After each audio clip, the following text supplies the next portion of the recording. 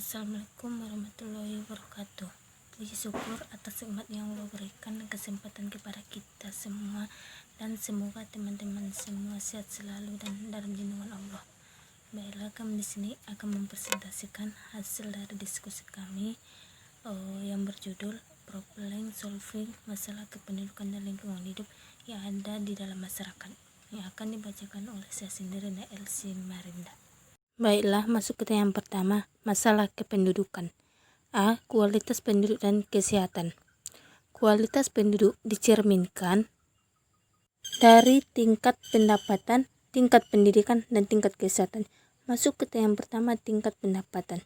Pendapatan penduduk Indonesia walaupun mengalami peningkatan, tetapi masih tergolong rendah dibandingkan dengan bangsa-bangsa lain, yaitu sekitar 2.580 USD. Yang kedua, tingkat pendidikan. Beberapa faktor yang menyebabkan rendahnya tingkat pendidikan penduduk Indonesia sebagai berikut. Yang A, rendahnya kualitas sarana fisik. Yang B, rendahnya kualitas guru. Yang C, rendahnya kesejahteraan guru. Yang ketiga, tingkat kesehatan. Tingkat kesehatan suatu negara dapat lihat dari besarnya angka kematian bayi dan usia harapan hidup penduduknya. Masuk ke yang B, kuantitas penduduk, jumlah penduduk besar dan pertumbuhan penduduk cepat. Menurut Badan Pusat Statistik, jumlah penduduk Indonesia pada tahun 2010 adalah sebanyak 237.641.326 jiwa. Di antara negara-negara dengan jumlah penduduk terbesar di dunia, Indonesia menempati posisi keempat setelah Cina, India, dan Amerika Serikat. Masuk ke yang C, mobilitas persebaran penduduk tidak merata. Persebaran atau distribusi penduduk adalah bentuk penyebaran penduduk di suatu wilayah atau negara. Apakah penduduk tersebut tersebar merata atau tidak? Kepadatan penduduk adalah angka yang menunjukkan jumlah rata-rata penduduk pada setiap kilometer pada suatu wilayah negara. Masuk ke yang selanjutnya D, rendahnya usia kawin pertama. Data BPJS tahun 2010 menunjukkan rata-rata perempuan di daerah perkotaan menikah pada usia 20-22 tahun. Hal ini disebabkan karena partisipasi perempuan dalam karir dan pekerjaan sebelum perkawinan, sehingga dapat menunda usia perkawinan. Yang E, rendahnya partisipasi pria dalam ber-KB. Dimulai sejak awal era reformasi, program KB seakan mati suri. Bahkan masih banyak kabupaten atau kota yang tidak memiliki badan atau lembaga yang mengurus KB. Yang F, masih lemahnya institusi daerah dalam pelaksanaan program KB. Dimulai sejak awal era reformasi, program KB seakan mati suri. Bahkan masih banyak kabupaten atau kota yang tidak memiliki badan atau lembaga yang mengurus KB. Baiklah, saya akan membacakan materi pada kali ini.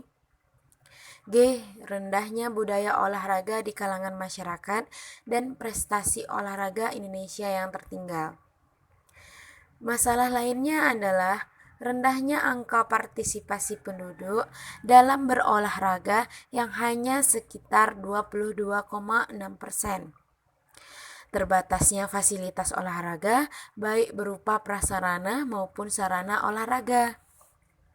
Rendahnya rasio guru olahraga penjaskes untuk jenjang SD yaitu hanya 0,5%. Lemahnya koordinasi antara pembinaan olahraga pendidikan, olahraga prestasi, dan olahraga masyarakat.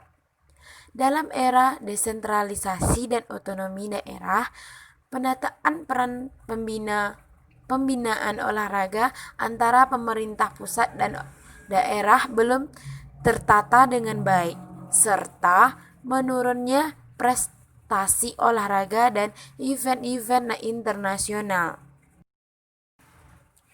H. Database serta administrasi kependudukan. Berikut merupakan masalah database serta administrasi kependudukan. Yang pertama, masalah KTP dan KK. 2. Masalah akta nikah. 3. Masih banyak ditemukan kasus di nama akta nikah cacatan sipil tidak dapat diterbitkan gara-gara salah satu pasang suami istri itu tidak memiliki akta lahir saat menikah. 4. Masalah status anak di luar nikah. Masalah lingkungan hidup. A. Pengertian lingkungan hidup. Menurut Undang-Undang Nomor 23 Tahun 1997, lingkungan hidup adalah kesatuan ruang dengan semua benda, daya, keadaan, dan makhluk hidup, termasuk manusia dan perilakunya, yang mempengaruhi kelangsungan perikehidupan dan kesejahteraan manusia serta makhluk hidup lainnya. B. Unsur-unsur lingkungan hidup. A. Unsur fisik ataupun abiotik. Fungsi unsur fisik dalam lingkungan hidup yaitu sebagai media untuk berlangsungnya kehidupan. B. Unsur hayati ataupun abiotik. Unsur hayati dalam lingkungan hidup terdiri atas semua makhluk hidup yang terdapat di bumi. C. Unsur budaya. Unsur budaya adalah sistem nilai, gagasan, dan keyakinan yang dimiliki manusia dalam menentukan perilaku sebagai makhluk sosial. C. Arti penting lingkungan bagi kehidupan. Lingkungan hidup memiliki arti penting bagi kehidupan, yakni sebagai wahana bagi keberlanjutan kehidupan, tempat tinggal, dan tempat pencarian makan. A. Lingkungan sebagai wahana bagi keberlanjutan kehidupan. B. Lingkungan sebagai tempat mencari makan. D. Bentuk-bentuk kerusakan lingkungan hidup. A. Kerusakan lingkungan hidup akibat pariwisata alam. Yang pertama, letusan gunung berapi. 2. Gempa bumi. 3. Angin topan. B. Kerusakan lingkungan hidup akibat kegiatan manusia. Yang pertama, kerusakan hutan. Hutan merupakan bagian sumber daya alam yang bernilai ekonomi. Akan tetapi, karena hutan dibutuhkan manusia dan mudah didayagunakan, hutan justru telah banyak mengalami kerusakan akibat ulah manusia. 2. Pencemaran lingkungan. Pencemaran lingkungan adalah masuknya limbah hasil kegiatan manusia ke dalam suatu wilayah tertentu, sehingga kualitas lingkungan wilayah tersebut menjadi berubah dan tidak sesuai lagi dengan keruntukannya. Baiklah, sampai di sinilah hasil dari presentasi kami, dan apa yang kami sampaikan materi hari ini bisa bermanfaat bagi teman-teman semua.